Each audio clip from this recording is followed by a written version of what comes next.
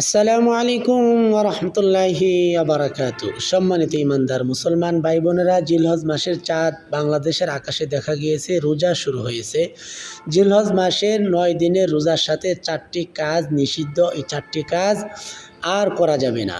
সেই 4টি কাজ কি কি আমরা জেনে নেব ইনশাআল্লাহ। তার আগে রোজা সম্পর্কে হযরতে হাফসা রাদিয়াল্লাহু তাআলা আনহা বর্ণনা করেন, আল্লাহর নবী জনাবে মুহাম্মদ রাসূলুল্লাহ সাল্লাল্লাহু আলাইহি ওয়াসাল্লাম 4টি কাজ কখনো ছেড়ে দিতেন না।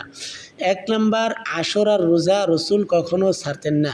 2 নাম্বার, জিলহজ মাসের 9 দিনের রোজা রসুল কখনো ছেড়ে দিতেন না।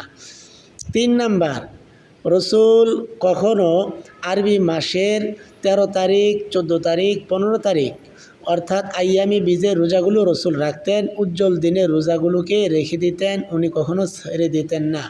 4 নাম্বার, নবীজি কখনো ফজরের নামাজের আগের 2 রাকাত সুন্নত নামাজ কখনো ছেড়ে দিতেন না।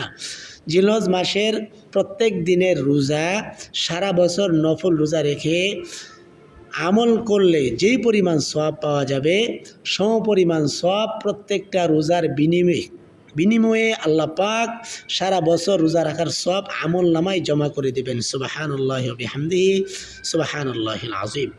প্রত্যেক রাতের ইবাদত, শবে কদরে দাঁড়িয়ে থেকে ইবাদত করার সমপরিমাণ সওয়াব, অর্থাৎ প্রত্যেক দিন যদি সর্বনিম্ন 4 রাকাত নামাজ পড়া যায়, আল্লাহ পাক 83 বছর 4 মাস ইবাদত করার সওয়াব আল্লাহ পাক আমল নামায় দিবেন। সুবহানাল্লাহ সুবহানাল্লাহ। এবার আসুন আমরা 4টি নিষিদ্ধ কাজ সম্পর্কে জেনে নেই। যেহেতু জিলহজ মাসের চাঁদ উঠে গেছে, আর এই 4টি কাজ করা যাবে না। 1 নাম্বার, মাথার চুল কাটা যাবে না। 2 নাম্বার, হাত এবং পায়ের নখ কাটা যাবে না। 3 নাম্বার, পুরুষদের মুছ অর্থাৎ গোঁফ, এই মুছ খাটো করা যাবে না। 4 নাম্বার, অবাঞ্ছিত শরীরের লোমগুলো উপড়ানো বা কাটা যাবে না।